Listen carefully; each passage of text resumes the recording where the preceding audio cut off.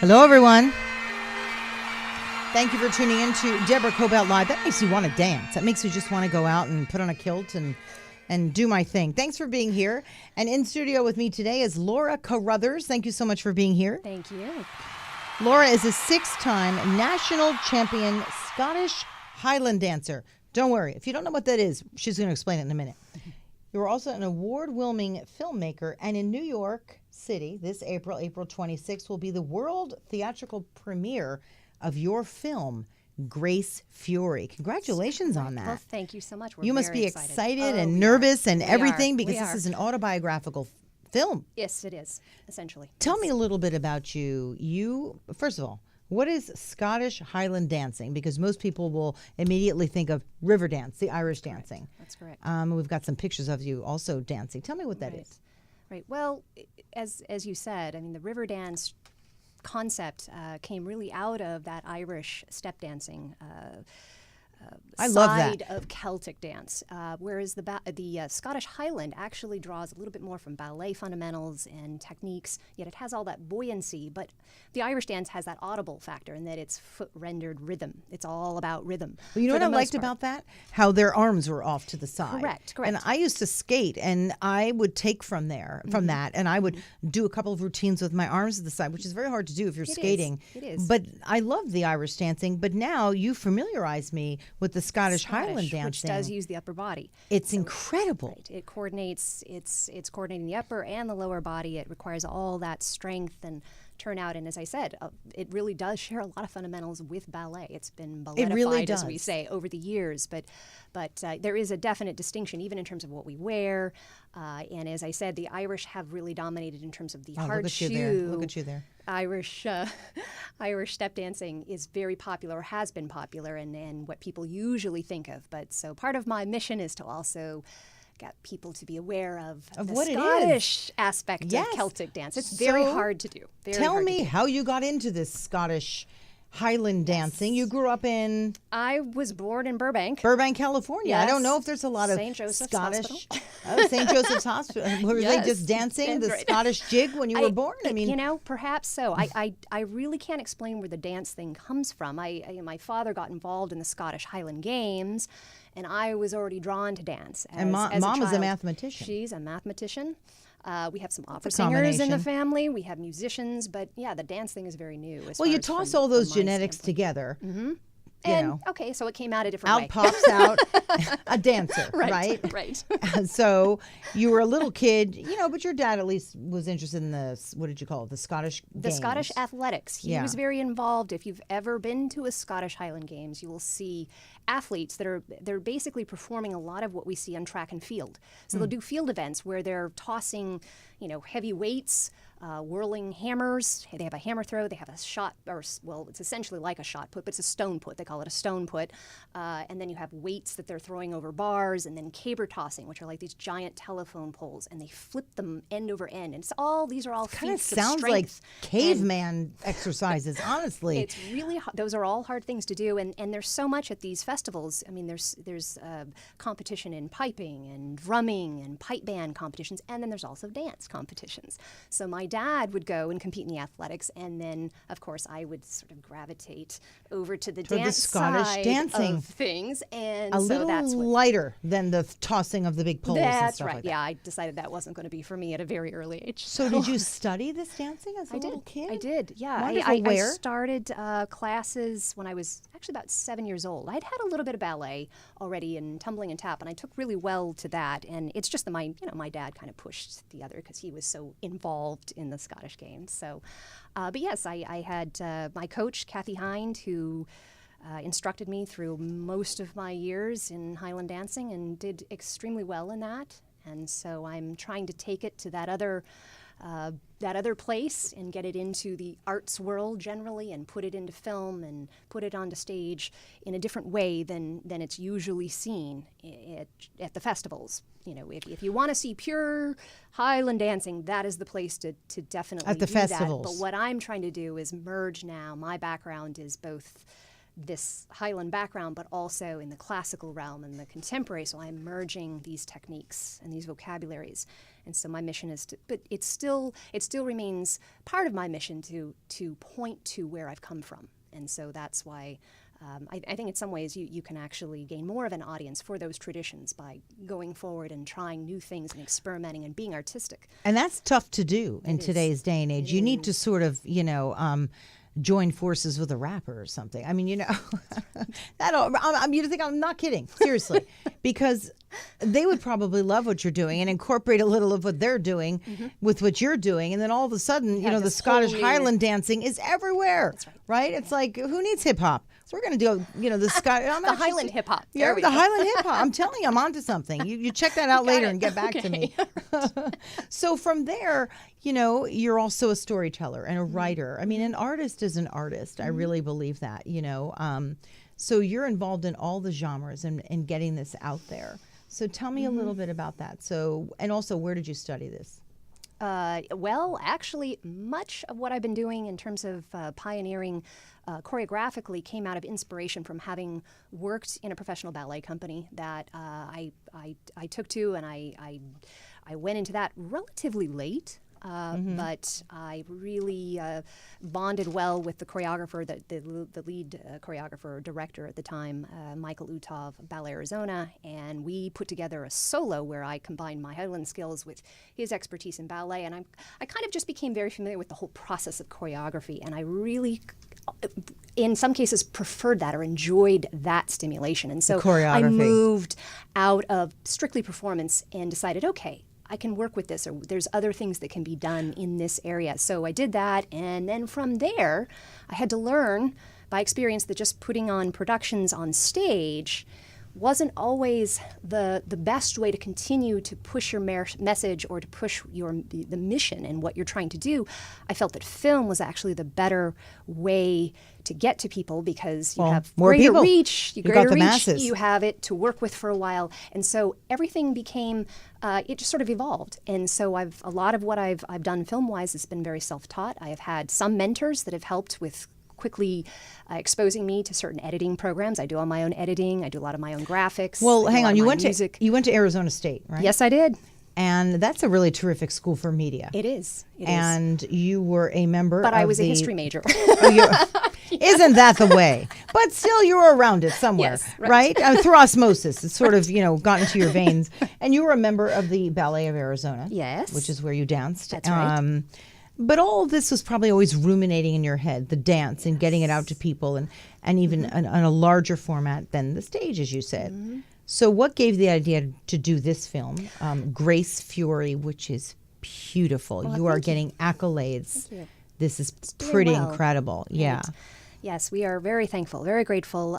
Yes, this is a project that really does represent my journey over these couple of decades of learning through professional dance and starting from the competitive, going into the professional, and then figuring all of this out and building these smaller projects. I've done short films. I've done other things on stage, working with musical artists that are very known in the Celtic arts.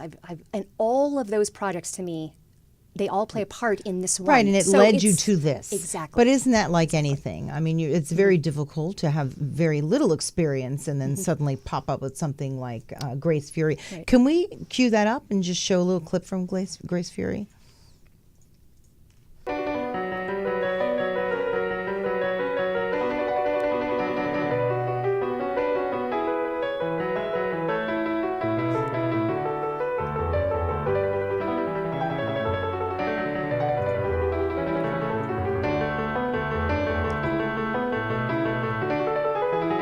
Beautiful.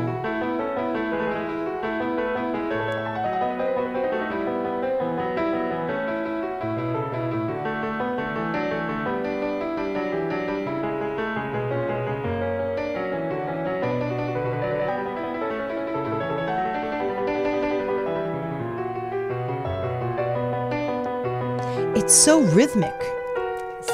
It is. It is. It's so rhythmic. Wow. I mean, it is a little bit like rap and tap and ballet and a little bit of everything. I guess we can take it down now, but we'll go back to it perhaps a little bit later. That's incredible.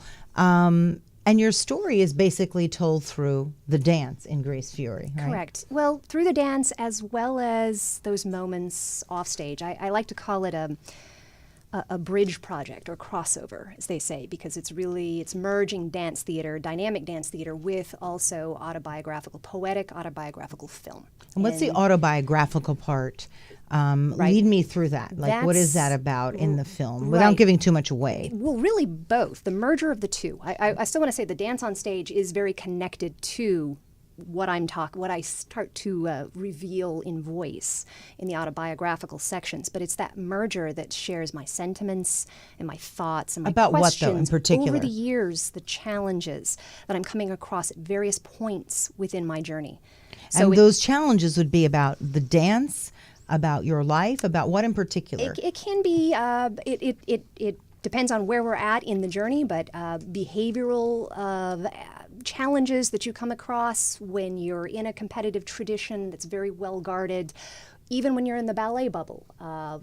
Those observations about the human condition, I'm noticing, and as you build projects on your own and you're very vulnerable and you're out there and you're trying to bring people to a common purpose, there's things you notice about what go on in those moments. Can you give me any specifics that you address in there? You run into control issues, problems when it comes in the arts or anything. Really.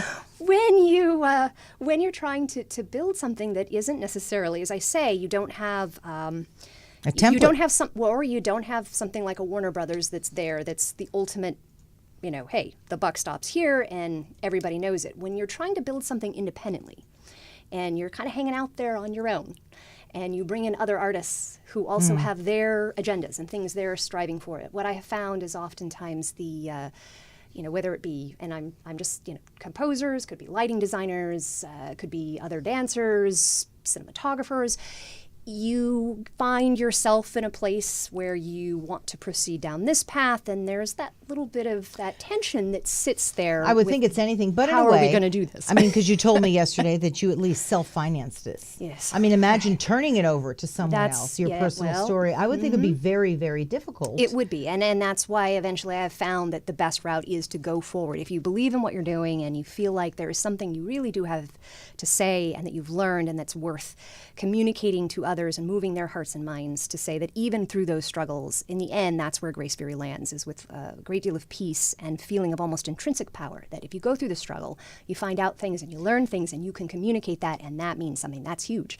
It's very relevant in our time. I have a project that I'm working on, and we're not sure if it's going to be a film. Is it going to be a play? Could it be both? A one-woman show, perhaps? We're not sure. Right, there you go. And I've had someone in my life not too long ago who questioned everything that I had done and said, "Oh, it's not going to happen." And I thought, and it got to me a little bit, but I thought, I'm not going to listen to your dumb opinion. And I persevered and I continued to the point where I got to the other side, and I thought, you can't let those voices get in your head. That's right. This wasn't even a family member. It was someone I had befriended, and I thought, you got to watch your friends that you let in along the way, because very often they're not your friends at all. They want something from you, and they want to see you fail. So what was the toughest part about going from the idea all the way to the other side and getting it here, where it's actually going to have its world theatrical premiere in New York City, which is huge. It is. Huge. It is. At what, the Village Theater, you said? Yeah, the Village Cinemas, yes. Village Cinema. Or Cinema Village. Huge. I'm not sure. It's, I'm from New York, and I know how popular that Cinema is. Village. Cinema Village. I know what a popular place that is to Yes. show an art film and to have the premiere there. Yes. You're on the road now. Yeah, But it getting feels there, great. what was Getting one of your there, biggest obstacles? Well, just like what you said, I think it's fighting those inner demons. Or someone and much who's of that trying comes to out in Grace Fury, so you're always wrestling with that, because it's the pressures outside coming at you saying, well, this is not the right way to do this. You need to go this path or try that. And yet in the back of my mind, I thought, there's no way this is going to actually say what I need to say if I choose another path. I have to say, always better to stick to the way you want to do it. Persevere. Even if you fail at it. because at least you tried it your learn, way. and you'll always gain. And you learn, and then you can always try it someone else's way. But I really believe, especially with art or inventing, look at Elon Musk or so many of our great inventors and artists. If you stick to the way you want to do it, I believe that there's a reason for that. And the other side, it'll really, you'll come out the other way. Yes. With a lot of value to that. That's right. How about women along the way? Have they helped you? Family? Yes and no. Sometimes you can still run into all of those familiar problems, even if it is a woman that's behind the scenes. Or I agree. We've got this great movement going on, but ladies, we really do have to support each other, okay? I definitely no believe in that. backstabbing. Let's just keep it moving forward. That's right. Because you help her project, my project, or the next girl's project. That's right. It's going to help your own. all- I do believe that. It's all one big project. Mutually beneficial in every way. Mutually. Yes. Right? Yes. Yes. But overall, I have not, I would say that we do reach out. I think we all kind of get it, and where we're at, and trying to say, hey, we can build things, and this doesn't have to be. We have to listen to each other. That's right. I think we've made a real stride lately. I was talking to someone on a walk yesterday, in fact, about the last time there was a movement like this for women. It was in the 1920s when women voted. And I really believe that this next one is about, look, we're not going to take that we can't do something anymore or whatever. We can. We want the opportunity. And I don't even need your permission for the opportunity. I'm just going to go for it and stand out of my way. So I love that you did this on your own. I'm sure you had your dad's support, right? Yes. Well, my dad's no longer living, but yes, he but was he a knew huge, you were doing this. Huge influence. Oh yeah, from the very beginning, it became a family business because we felt like the point and the power of it was there. The skill, the mastery. I'd already established myself, as I said, in the field of Scottish Highland as well as classical and contemporary, and I had that background, and this was something that I was proving from the very beginning when I was developing my first choreographies and putting them on stage. And he's such a supporter of trying to also just help the Scottish arts get out there and be seen and loved, and that's part of it. So, it was really built from a family concept of let's do this. Were you the visual director on this? Because that was beautifully shot. Yes, and edited. Right. And I have a great eye for that detail, and just the little that people are seeing it here. And what I saw as well that you sent to me, it's very beautifully done. I worked with Anka Malatinska, who was she's an ASC cinematographer here local. She was wonderful to work with, and together we shot all of this, and then I pretty much did all the editing. So I had a chance to take the direction that I had in mind, the vision that I had in mind, and actually be that kind of last voice and put it together. So the editing is very important. Yes, because that really tells your story, or you could tell it backwards. They are the last storyteller. Yes. That's why the fact that this is all yours is very important, that you didn't give it up to someone else. Incredible. Right. So what's next then? Are you going around talking about this? I am. You're now. That's what's happening. You got it. So where are you off to now? And basically, your idea is to obviously talk about the film, Grace Fury, but also to shed light on this beautiful form of dance, right? That is correct. All those missions combined in one.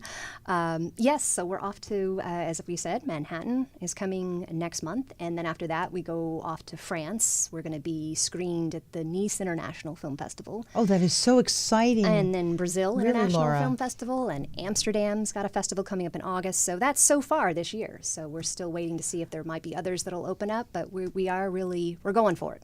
Are you surprised that it's had such great buzz about it?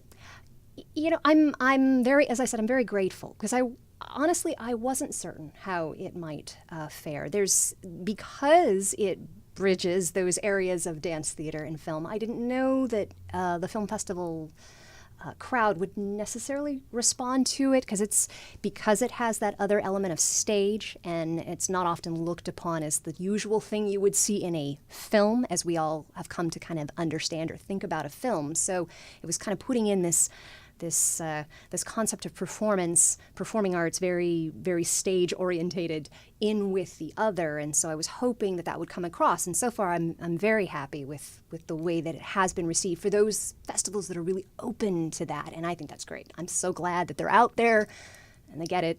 So we're very happy. How are you Very being happy with it. received over in Scotland? Well, haven't actually submitted. Well, I have one that's still out, and we're They're still gonna waiting love to. this. Well, we'll Are you kidding? see. Well, you just. I mean, are you kidding? You know, so You're much going of it everywhere. But so much of it depends on the people who are actually running the festival and what they feel their interests are, what they're looking for, what they think of as film. You know, there's always that. There's always going to be that. But you'll find eventually. It was what I'm saying. The message is just keep plowing through, and you will find people that got it. And as long as you get that, and you can latch onto that, and then you can go to other projects and do other things and build more with those people that understand what you're doing. Tell me a little bit about, before we let you go, a little bit about your family life and how they must be very supportive of all this. Yeah, huge sacrifices. I mean, as I say, there's a lot in my life that I've been very devoted to this. So this has taken an awful lot of just my focus overall. It has money and time and energies and learning other skills very quickly and trying to absorb all of that and be, as I say, very efficient when, time is money and you're trying to cut costs, but at the same time keep your quality the way you want it and the vision the way you want it. You have to figure all of that in. It does take away from a lot of other things, but my family's been great. I hope that you take this to schools too, because this is a form of dance that is so breathtaking. It's incredible. It's very right? energetic. It's very buoyant, and it has it has the qualities that Riverdance had. It's just in a slightly different. It is different because you're right. It's got a little freer upper body wise, but it is, but it's strong. Yes, it's really it is. strong Well, and powerful and fun, and it incorporates a lot. That's right. I was That's right. really surprised. Right. And a lot of that comes from the traditional Scottish Highland dance was all initially performed by men, so women got in there and said we could do it too. And made it really beautiful. Yes. We got in had and all made that it beautiful. grace that we added to it. Incredible.